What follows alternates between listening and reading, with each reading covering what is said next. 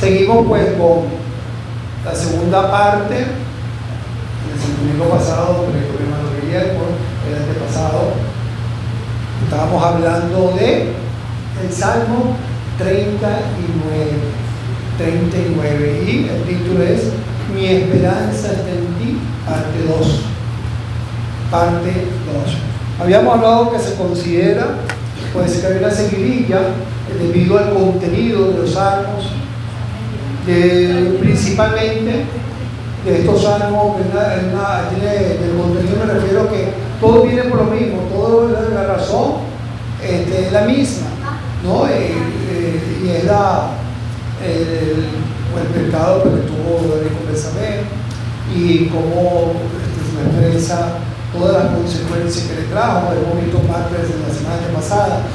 También si hablamos de esa parte del Salmo 38 y cómo tiene pues, una relación con el Salmo 39, también está relacionado con el Salmo 51 y está también relacionado con el Salmo 32, lo que se considera, ¿ok? Y también hay un 130 y pico que también está allí, que tiene cierta relación también. Entonces, habíamos hablado que el Salmo 39 es la reflexión de David. Supuestamente, cuando el niño, cuando pasa lo que pasa, cuando todavía no ha confesado su pecado, que lo vemos en el Salmo 51, y está esa contienda interna, está todo lo que le vino a causa de lo que hizo, y esa lucha, pues aquí, y cómo se siente su malestar, y todo lo que acarrea, son la parte espiritual, pero también en la parte física, ¿no? Le acarrea a él. Entonces vimos la semana pasada que hay una lucha por el silencio, que él no se atrevía a hablar, como en el versículo 1, el versículo 2, que enmudecí con silencio, dice el Salmo, y en vista de que no lo escucharan, no se fuera a burlar de él, en vista de lo que estaban alrededor de él, no quería pues decir algo que fuera también a aflorar lo que él había hecho, pero también pues que estaba recibiendo un castigo del Señor. El conflicto interno que vemos que tenía el Salmo en el 1.3, la causa del sufrimiento sabemos que era pues el pecado, el desborde del dolor tan grande que tenía, que dice que se enardeció mi corazón dentro de mí, algo ardiendo allí como una olla hirviendo, ¿no? Y así que bueno, todos estos versículos que lo vemos, todo el contenido de todo ese sufrimiento. Y yo voy a leer ese salmo un poquito hasta el 38, para que entonces entremos en materia. Dice: yo dije, atenderé mis caminos para no pecar con mi lengua. Guardaré mi boca con freno en tanto que el impío está delante de mí. En el Salmo 39.1. Enmudecí con silencio, me callé aún respecto de lo bueno y se agravó mi dolor. Se enardeció mi corazón dentro de mí, en mi meditación se encendió fuego y así proferí con mi lengua. Hazme saber, Jehová, mi fin y cuánta sea la medida de mi día. Sepa yo cuán frágil soy. Y aquí diste a mi día término corto y piedades como nada delante de mí. Ciertamente es completa vanidad todo hombre que vive. Ciertamente como una sombra es el hombre. Ciertamente en vano se afana, amontona riqueza y no sabe quién la recogerá. Y ahora, Señor, ¿qué esperaré? Mi esperanza está en ti. Líbrame de todas mis transgresiones. No me ponga por escarnio del insensato. Y vamos a dejarlo ahí para que se robe. Vamos a ver lo demás. Así que comenzando nuevamente del 6, vemos entonces que lo que habla es que la vida es una sombra que pasa. De una sombra que pasa, habla de esa insensatez del afán. Dice: ciertamente como una sombra es el hombre, ciertamente en vano se afana, amontona la riqueza y no sabe quién la recogerá. Recordemos que es una perspectiva muy diferente. Si yo le pongo a ver de repente a usted un cuadro, está muy gozoso, muy alegre por algo que le pasó y está contentísimo, un derroche de alegría allí, y pongo una persona tristona porque bueno, perdió algunas cosas a lo mejor y está triste, muy triste. A ver el mismo cuadro, van a tener perspectivas diferentes, van a ver las cosas diferentes, uno ve más oscuro que el otro. no se ve igual. Así que la perspectiva puede variar también según nuestro estado anímico de las cosas. Y la perspectiva que tenía aquí este hombre agonizante en esa situación que se encontraba, que había tocado fondo por su propia culpa, por su propia decisión, después de haber experimentado la bendición de la verdadera relación con el Señor. ¿Me escuchan ahí atrás? Sí, sí. Con el Señor. Y qué triste, porque después que se experimenta esa bendición, ese gozo con el Señor, esa alegría está con el Señor, eso que no es bueno, que nuestro corazón revienta, pues está hinchido allí esa presencia del Señor. Experimentar el otro lado opuesto es terrible. Y donde se comienza entonces a valorar lo que el Señor hizo en nuestra vida, y se comienza a valorar la presencia del Señor en nuestra vida. Por eso lo vemos en el Salmo 51:7, y vamos a ver parte ahora también algunos versículos, porque dije que había una relación con el Salmo 51 también, y vemos que dice: purifícame con hisopo, que se seré limpio. Él mismo pide esto: lávame y seré más blanco que la nieve. Hazme oír el gozo y alegría. La había perdido. Hazme oír el gozo y alegría, y se recrearán los huesos que has abatido. No me eches delante de ti, no me quites de mí tu Santo Espíritu. Vuélveme el gozo de tu salvación, Espíritu noble me sustente. Fíjense, aquí lo que está expresando es eso mismo. O sea, Señor, hazme oír el gozo y alegría. Estamos hablando del extremo en el que se encontraba antes. En ese gozo, en esa alegría se encontraba él. Y ahora dice: hazme oír nuevamente eso que he perdido, y se le recrearán los huesos. O sea, va a tener una influencia en mi parte física. No me eches delante de ti, no quites de mí tu Santo Espíritu. Vuélveme el gozo de tu salvación, porque lo había perdido. Porque lo había perdido. Meditación en la profundidad, mi hermano. Y cuando nosotros hemos conocido del Señor, y caemos en una situación de pecado, cuando caemos en una transgresión, pues si verdaderamente nosotros hemos experimentado esa alegría y ese gozo, vamos a sentir entonces también como David. Como David. Si no, ahí no ha pasado nada del otro lado. Para que yo pueda apreciar esta luz, es porque conozco, la que digo la luz es porque estoy también conozco la oscuridad. Meditaciones en las profundidades del alma, y es semejante a lo que dice el Salmo 107, 23 al 24, que dice así la palabra: los que descienden al mar en naves y hacen negocio en las muchas aguas, ellos han visto las obras de Jehová, pero dice: y sus maravillas en las profundidades. En esas profundidades aún del mar, solamente se pueden apreciar esas maravillas de Dios en esas profundidades, allá abajo. Y en esas profundidades a veces nosotros también es que podemos apreciar la voluntad, la maravilla del Señor. Dice el Salmo también: de lo profundo, Jehová, te clamo. Señor, oye mi voz, estén atentos tus oídos a la voz de mi súplica. Si mirare los pecados, ¿quién, oh Señor, podrá mantenerse? Y dice: de lo profundo, de esas profundidades, Salmo 130, 1 al 3. De lo profundo, mi hermano, de lo profundo. Por eso pregunto: ¿cómo nos encontramos con ese gozo, con esa alegría? Porque aún en esas profundidades nosotros podemos clamar al Señor. Sean cuales sean las profundidades, sea en el caso de él que tocó fondo por pecado, sea por una situación en la cual estemos agobiados, sea el día de mañana que llegue a pasar algo aquí terrible en este país, y toquemos fondo de diferentes maneras, en lo económico, en dolor por diferencias, por saber a Dios por las cosas que puedan venir, que toquemos fondo y ya sintamos, Señor, ¿qué pasa? Nos sintamos agobiados, nos sintamos tristes, nos sintamos desesperanzados, aún en esas profundidades, clamar al Señor, clamar a nuestro Señor. ¿Quién es nuestra esperanza? 39:7. Y ahora, Señor, ¿qué esperaré? Ahora, Señor, ¿qué esperaré? Ahora, Señor, ¿qué haré? ¿Qué voy a hacer? Mira la situación que me encuentro. Mira dónde estoy. Mira dónde estoy parado. ¿Qué esperanza me queda? ¿Qué puedo ya esperar? ¿Con qué puedo contar? Se acabó todo. Hasta ahí llegó.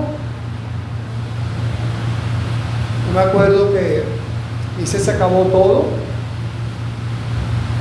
Me acuerdo que, bueno, no es que quiera mencionar estas cosas, pero son las que me vienen a la cabeza ahorita. En Caracazo, uno de los casos que me llamó mucho la atención fue el suicidio que hubo, y un empresario chino, por cierto, por la avenida Baral, que tiene sus empresas cerca de la Baral, se suicidó a raíz del saqueo, de todo lo que hubo.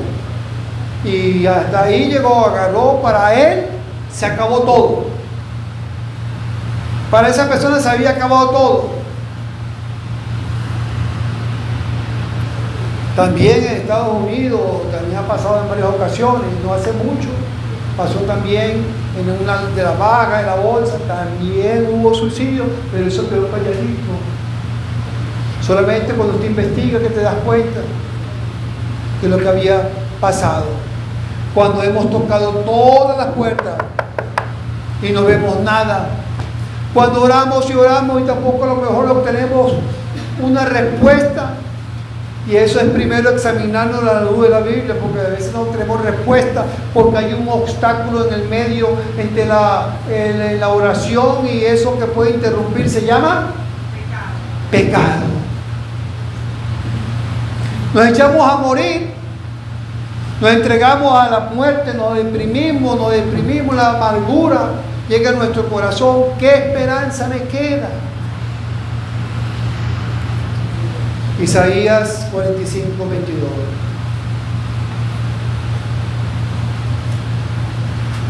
Isaías 45, 22.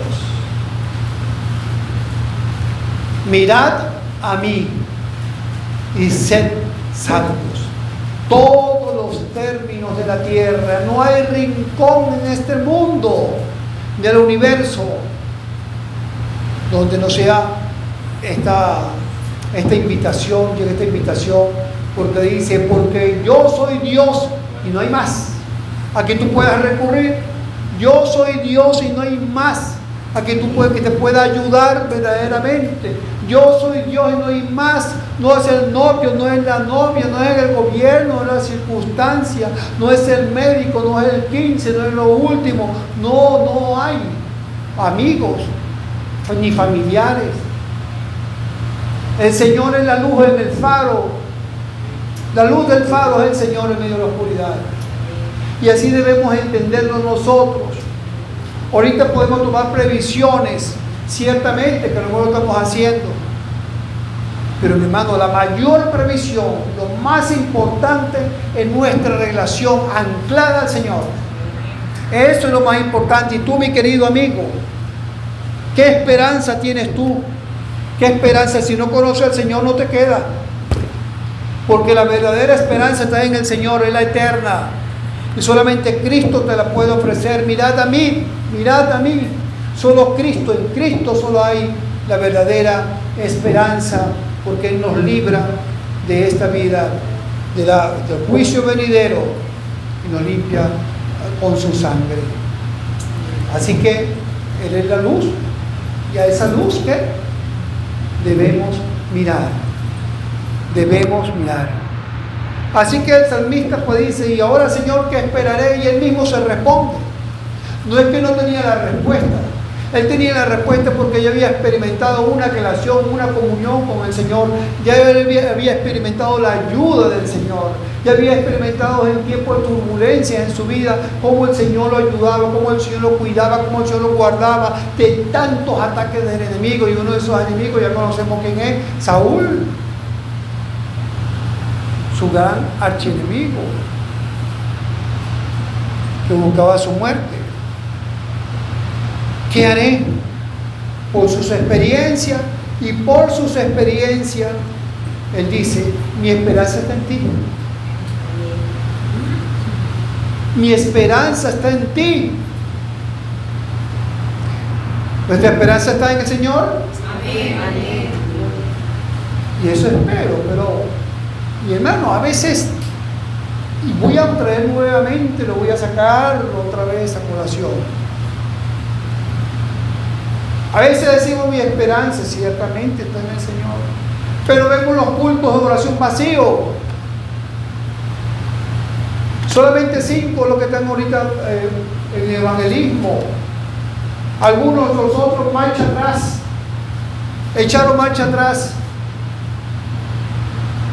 Los domingos peor todavía, de vez en cuando en vez. Y se echan trompo en perdida. ¿Cómo podemos decir mi esperanza está en ti bajo esas circunstancias? ¿Qué esperanza es esa? ¿Usted cree que vivimos tiempo de agarrarlo así suavecito? ¿Usted cree que no vivimos tiempo de sacudirnos? Si esto no nos sacude, ¿qué nos va a sacudir? ¿Será que el Señor está permitiendo todo eso y ciertamente va a traer un juicio fuerte a nuestra nación? Y dentro de nuestra nación, timbrar a la iglesia, sacudir a la iglesia. ¿Será que va a hacer eso y lo va a permitir? Pues si eso va a ser para que la iglesia salga adelante y se fortalezca, amén.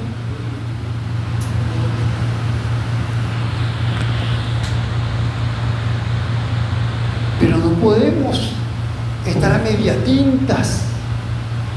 Sí, soy cristiano, sí, yo asistí el domingo a la iglesia hasta el domingo, sí soy cristiano, porque yo abro la Biblia en mi casa, sí, soy cristiano. ¿Qué cristiano? Mi esperanza está en ti, y eso él lo había conocido. Mi hermano lo conocía, y lo conocía cuando las cosas estaban terribles, cuando estuvo huyendo durante tantos años, cuando su vida no valía nada. Él se apegó y se aferró al Señor. Así que era ciertamente una experiencia personal que tenía David. Y la pregunta es, ¿esa es nuestra experiencia? Vemos entonces en el 38, vemos mi esperanza está en ti. Y en el 39:8, perdón, dice, sigue diciendo, una oración de absoluta dependencia, mi hermano. Esto es de absoluta dependencia, es lo que él pide acá. Ciertamente ahorita estamos pidiendo, mira, que nos libre de la mano del enemigo, de este que está aquí afuera. Que nos libre, estamos pidiendo. Y a lo mejor a medida que se acerca más la cosa, vamos a pedir con más fuerza. Líbranos de ese enemigo. Pero mire lo que dice David acá. Líbrame, mire cuál es su enemigo. Líbrame de todas mis transgresiones. Líbrame de todas mis transgresiones. Así que en esas profundidades, el clamor que sale, lo que pide es, líbrame de mí mismo. Líbrame de mi maldad. Líbrame de mi pecado. Él no está pidiendo aquí, líbrame del enemigo, de acá, de este país, de alguien que tiene algo contra mí, de mi jefe que me dé mala cara. No, líbrame de mí. Ese es el peor enemigo que podamos tener. Como lo hemos masticado bastante, muchísimas veces lo hemos hablado. De hecho, no es el mundo, no es Satanás. Soy yo mismo. Y le he dicho, ¿quieres saber cuál es el peor enemigo? Véase el espejo. Ahí está su peor enemigo, cuando brota todas aquellas cosas que no deben brotar. Ese es su peor enemigo. Ahora, va a enfrentar a ese enemigo con la ayuda del Señor. Lo enfrentaremos con la ayuda del Señor. O que agarre el terreno. Líbrame de mis transgresiones. No de los transgresores, agentes externos, amenazas externas, sino de la peor, la que viene de adentro. Dice en Ezequiel 18:31.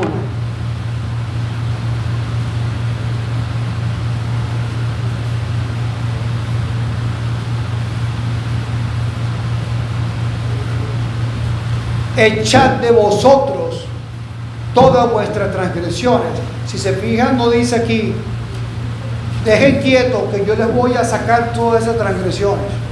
Ezequiel 18:31. Él no dice acá, yo me voy a encargar de quitarles a ustedes todo eso.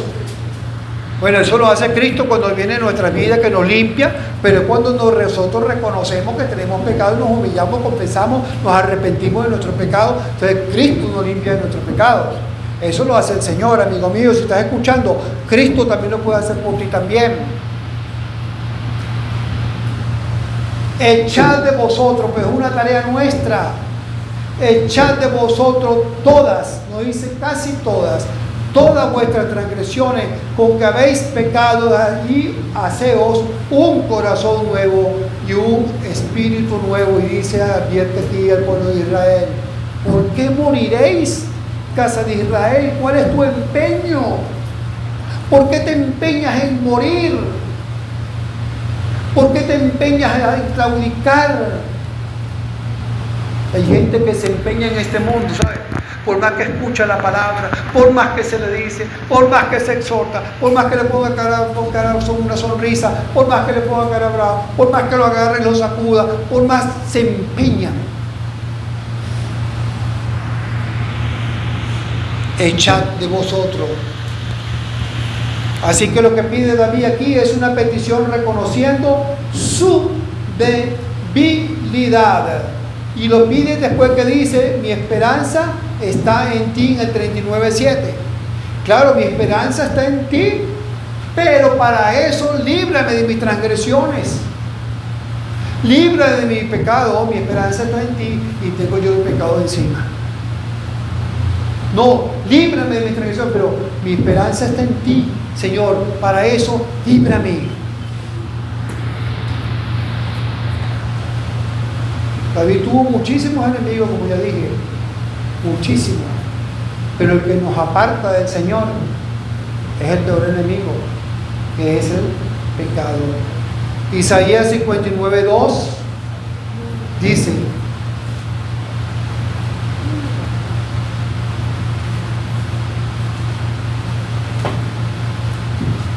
dice, pero vuestras iniquidades, llámelo iniquidades, llámelo pecado, llámelo como, han hecho división entre ¿quiénes? Entre vosotros y vuestro Dios. La raya allí en el medio. Vuestras iniquidades, lo único que nos separa del Señor es el pecado. Nuestras iniquidades, vuestras iniquidades han hecho división. Y es una división que vamos a salir perdiendo siempre. Y vuestros pecados han hecho ocultar de vosotros su rostro. ¿Para qué? Para no oír. No escucha una oración, no va a escucharla, no va a oírla. Y vuestros pecados han hecho ocultar de vosotros su rostro para no oír. Y eso David lo sabía, por eso en el Salmo 51:9 dice, esconde tu rostro de mis pecados y borra todas mis maldades. Escóndelo.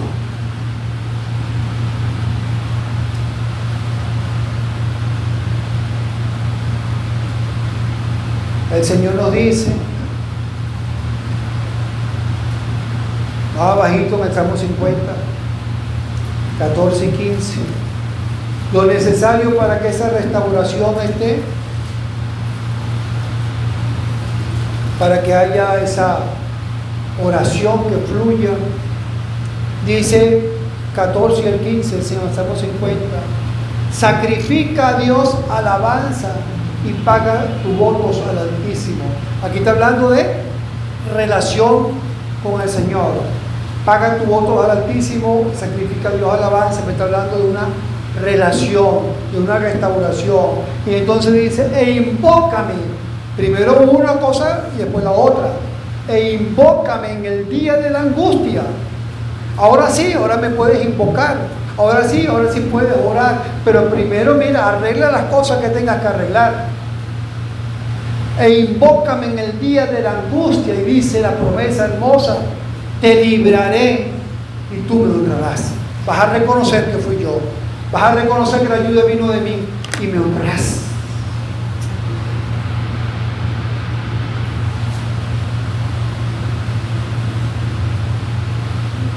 La restauración, y para los que van a escuchar en YouTube, busca de Cristo. El Señor Jesucristo es el único intercesor entre Dios y el hombre, y es el único que puede hacer algo por ti. Es el único que puede quitar tus pecados cuando los reconoces. Cuando reconoces que tienes pecado en tu vida. Todos pecamos en pensamiento, en palabra, en acción. Pero la cuestión es reconocerlo, confesarlo, entenderlo, arrepentirte, pedirle perdón a Dios y Dios te perdona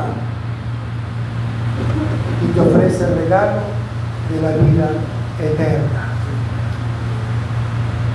Sigue pidiendo en el 8, líbrame de ser humillado, líbrame de estar a merced del enemigo, líbrame de todas mis transgresiones, no me tengas por escarnio del insensato, o sea, no deje que los necios se burlen de mí.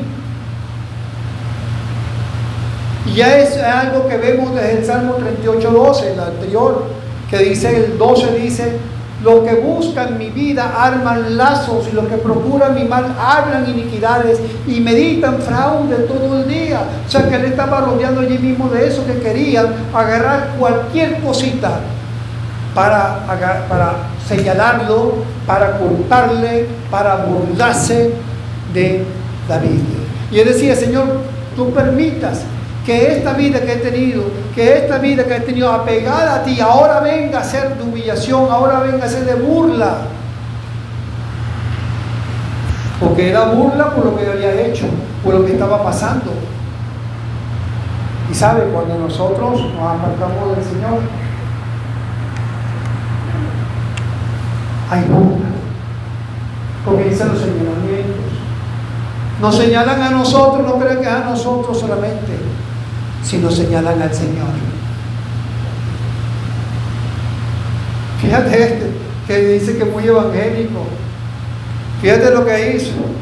Y tú no crees evangélico, porque le dicen evangélico a los cristianos. Y tú no crees evangélico. Y agarran para burlarse y usan eso para señalarnos y usan eso para pisotear el nombre del Señor.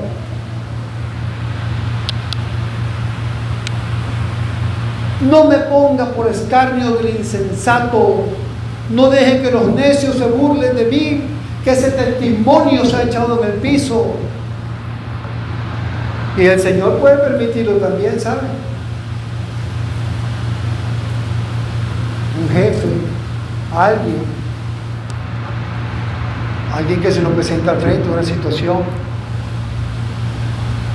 Dice en 2 de Crónicas 7:19-20, si vosotros os volviereis y dejareis mis estatutos, mis mandamientos que he puesto delante de vosotros, y fuereis y sirviereis a dioses ajenos y lo adorareis, yo os arrancaré de mi tierra que yo he dado, y esta casa que he santificado a mi nombre, yo la arrojaré de mi presencia y la pondré por burla y escarnio de todos los pueblos.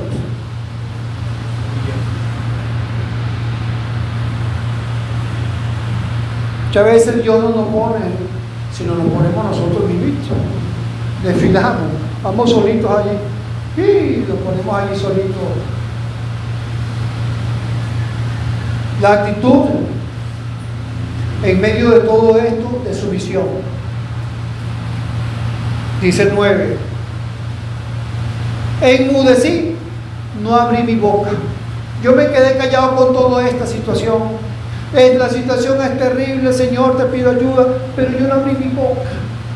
Yo me quedé calladito. ¿Por qué? Porque reconozco que todo esto tú lo permitiste. Dice, enmudecí, no abrí mi boca porque tú lo hiciste. Tú lo hiciste. Tú lo has permitido. Mi hermano, y cualquier cosa que pueda venir aquí, el Señor lo ha permitido. Nosotros no somos quien para pedirle cuenta al Señor de lo que me puede venir o no, de la situación o lo que venga a nosotros. Bueno, Señor, ¿y por qué esto? ¿Y por qué lo otro? Ajá, y hacerlo, agarramos al Señor y lo ponemos en una silla y lo enjuiciamos. No somos quienes para hacer eso. En lo absoluto, no podemos pedirle cuenta. Lo que sí debemos confiar es en que su voluntad nadie la puede torcer.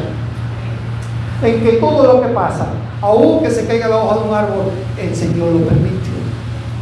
Por una u otra causa.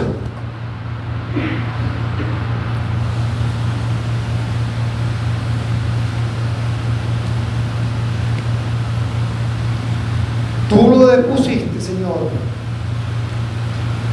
Y confiar en eso. Eso es tan así, mis hermanos. Ustedes se acuerdan cuando David estaba huyendo de Absalón. ¿Se acuerdan que Absalón se subleva contra David y él iba huyendo y resulta que vino Simeí, que era sido sirviente, había un Simeí que era también de los simpatizantes de Saúl, ¿verdad? Y le dice, fuera, fuera, hombre sanguinario, mientras pasa David por allí, todo huyendo de Absalón por parte del pueblo y la gente que lo seguía. Fuera, hombre sanguinario, tú que has derramado sangre, y lo insulta a David. Y entonces viene Abisaí y le dice, Señor, ¿tú quieres que yo le quite la cabeza a este hombre? Y David le dice, pero ya va. En el Salmo 2 Samuel 16:10, y él respondió, ¿qué tengo yo con vosotros, hijo de Salvia? Si él así maldice, es porque Jehová le ha dicho que maldiga a David. ¿Quién pues le dirá por qué lo haces así? ¿Quién pues le dirá por qué lo haces así? Dios lo ha permitido. Y él esa gloria, esa majestad que tenía como rey, que viniera alguien a insultarlo en la calle, es como si viene un presidente ahí, viene alguien por ahí y le dice, tú eres esto y aquello y lo otro, y lo insulta y le tira cosas, y yo no sé qué, porque le tiraban cosas, y le tiraba cosas mientras pasaba, y el presidente no le lo quieto, esto lo está permitiendo cualquier presidente, pero esto lo está permitiendo el Señor. Eso fue lo que dijo, porque David estaba consciente de todo esto. Así como estaba consciente que lo que le había venido, Dios lo había permitido a causa de lo que él había hecho. Dice que Job, con todo lo que pasó y todas las pérdidas que tuvo, Job no tuvo despropósito alguno. No le dio a Dios, no atribuyó a Dios despropósito alguno de ninguna manera. Perdió la familia, perdió su ganado, perdió la pertenencia. ¿Qué no perdió? Perdió todo. Y hasta ese momento no atribuyó a Dios despropósito alguno, sino todo lo contrario. Cuando el Señor tiene ese encuentro con el Señor nuevamente para ser restaurado, que Dios trata con él, es lo que dice: aquí yo soy vil, ¿qué te responderé? Mi mano pondré sobre mi boca, yo no te puedo hablar, Señor.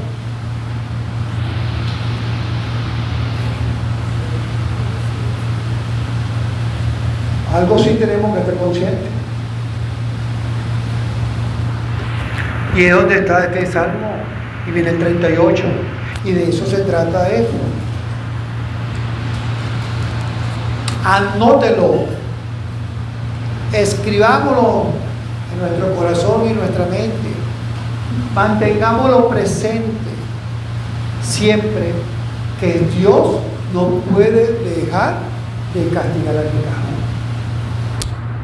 Nunca lo va a dejar de hacer.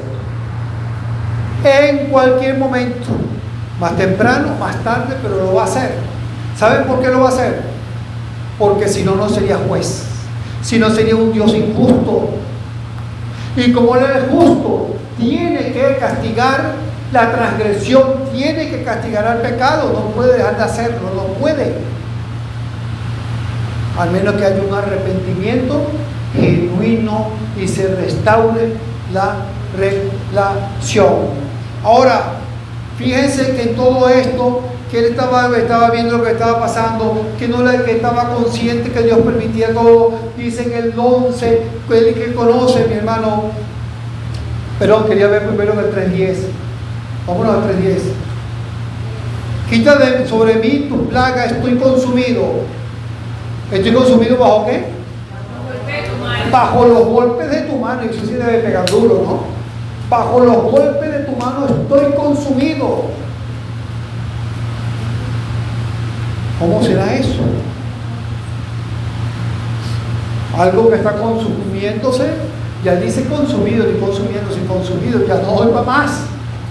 Hasta aquí llegué, Señor, ya no doy para más. De tantos golpes, en plural, los golpes de tu mano, uno tras otro, pam, pam, pam, pam, pam. Y es que dice la palabra en el Nuevo Testamento, por si queremos decir, no, que eso fue en el Antiguo Testamento, en la gracia no pasa eso. Pues no, en el Nuevo Testamento me dice, Hebreos 10:31,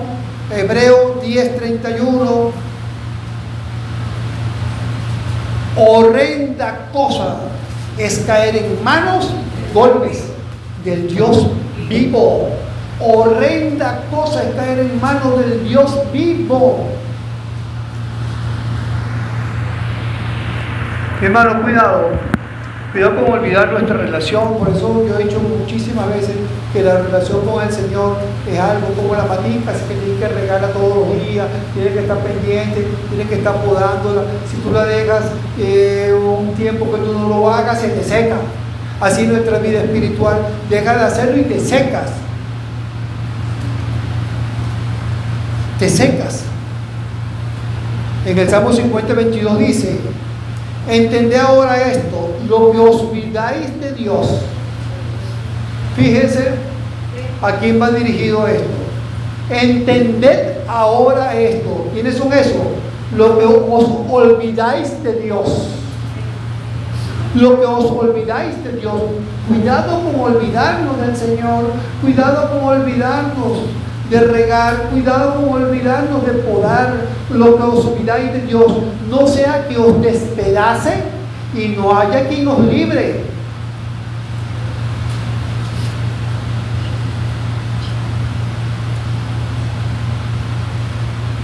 Y en Mateo 10:28 pasamos a otro punto, dice: y no temáis a los que matan el cuerpo, mas el alma no puede matar. Temed más bien al que puede destruir el alma y el cuerpo del infierno. Mi querido amiga y amiga, eso va contigo también. El Señor puede destruir tu cuerpo, alma, cuerpo en el infierno si no te arrepientes de tus pecados, lo confiesas y eres limpio por la sangre de Jesús. El fin de todo esto, de estos golpes que duelen, porque los golpes duelen, lo vemos en el 39:11. ¿Cuál es el fin? Porque algún fin tendrá. El Señor no hace las cosas con despropósito porque le guste de golpe a la gente. No, el salmista David reconocía en medio del dolor, en medio de su situación, que reconocía: con castigo por el pecado corriges al hombre. Señor, yo sé que tú me estás corrigiendo. Señor, yo sé que todo lo que tú estás permitiendo, nunca hay una corrección en esto. ¿Habrá alguna corrección en medio de todo lo que pueda pasar? Al pueblo de Dios, que está así, como una gelatina. A un pueblo que vive espaldas a Dios, que es lo que no lo conoce.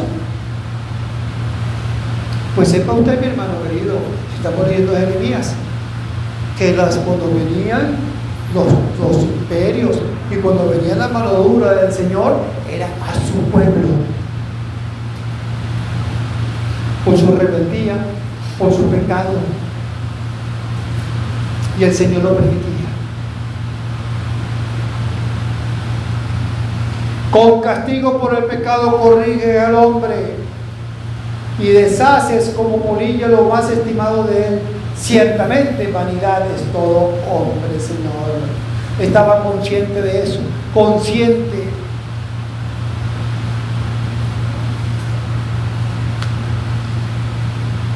¿Qué pasa cuando el Señor da, corrijo, da, castigo, y no hay solución? Y terminamos ya casi con esto, Levítico 26, 23 al 24. El Señor le advierte a su pueblo. El Señor le había hecho algunas advertencias. Dice, si a pesar de todo esto no os corregís, sino que seguís oponiéndoos a mí, yo también me opondré a vosotros y os castigaré aún 7 veces más por vuestros pecados. ¿Cuál es lo que me dice aquí la palabra, mi hermano? Que nosotros tenemos. Si hay pecado, puede haber pecado, porque no solamente es que a lo mejor estamos bien ahorita, pero puede la tentación llevarme a eso, a pecar contra el Señor, a ponerme de espalda contra el Señor. Y el Señor lo que va a hacer es mano dura allí, pao, como dice el salmista acá, y eso duele, pero Él se estaba reconociendo que su dolor que era para corrección, pero dice el Señor que Él va a seguir dando hasta que, prácticamente lo que dice, el pueblo pues entienda y le busque, porque dice, castigaré aún 7 veces más por vuestro pecado. Y esas 7 veces me imagino que ella como que cede ese pueblo. Y va a seguir y va a insistir, porque sabe que el Señor lo que quiere de ti es su corazón, tu corazón. ¿Qué quiere de nosotros? Que tengamos una relación con Él sincera, una relación con Él donde no haya mancha, obstáculo allí, para que Él poder cuidar de nosotros, para poder obtener su dirección, para poder guardarnos, protegernos en cualquier circunstancia, para que no andemos de mal en mal. Y termina el 12 con el 13, recordando algo, recordando que somos peregrinos. 12 y el 13, oye mi oración, oh Jehová, y escucha mi clamor. No calles ante mis lágrimas, el sufrimiento de un hombre, mis lágrimas, porque forastero soy para ti y advenedizo como todos mis padres. Déjame y tomaré fuerza antes que vaya y perezca. Déjame y tomaré fuerza. Pero Él reconoce aquí en su dolor y en sus lágrimas que es forastero. Mi hermano, tú y yo somos forasteros. Tú y yo estamos peregrinando aquí nada más por un tiempito nada más. ¿Qué hacemos de ese peregrinar? ¿Cómo son nuestros días? El Señor le dijo a su pueblo en una oportunidad, cuando estaba hablando de qué hacer con las tierras, Levítico.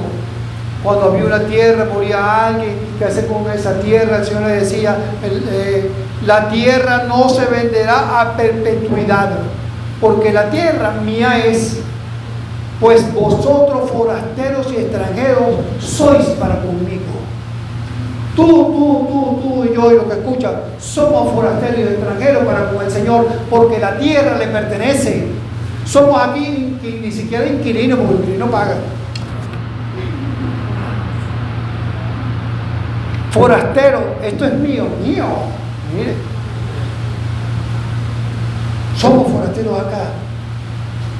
Así que mi hermano querido, entonces vemos cómo el Señor nos advierte en toda la palabra, cómo el Señor lo que quiere es pues que entendamos que es una sombra que pasa en nuestra vida. Por eso mismo que estamos hablando, somos forasteros y tenemos aquí un momentico y volvemos y pasamos y vamos a ir a nuestra ciudad eterna. Revisar si nuestra esperanza verdaderamente es el Señor, pero más que de boca, por una relación con el Señor. Mi esperanza eres tú en la práctica.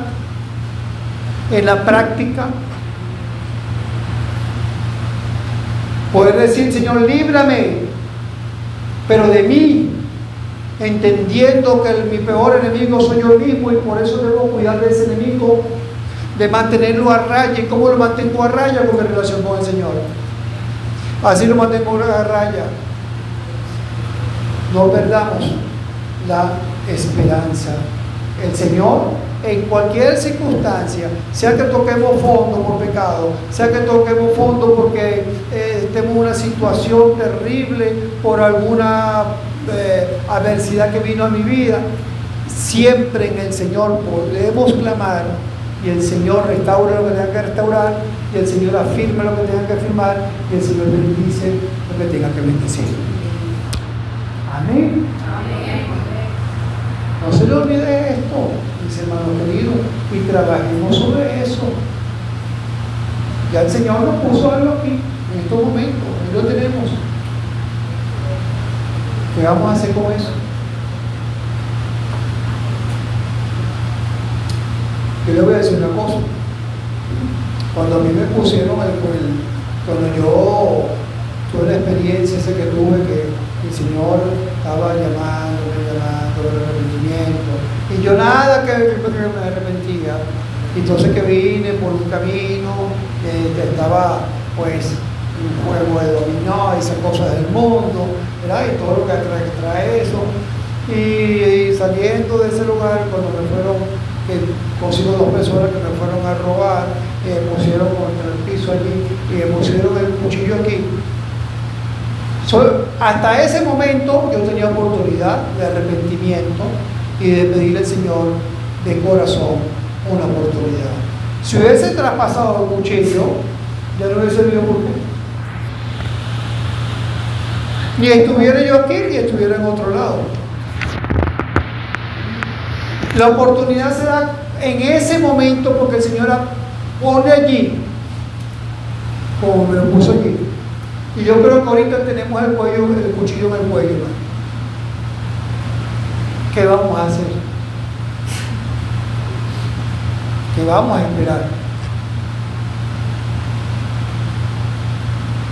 Vamos a ponerlo sobre nuestros piecitos.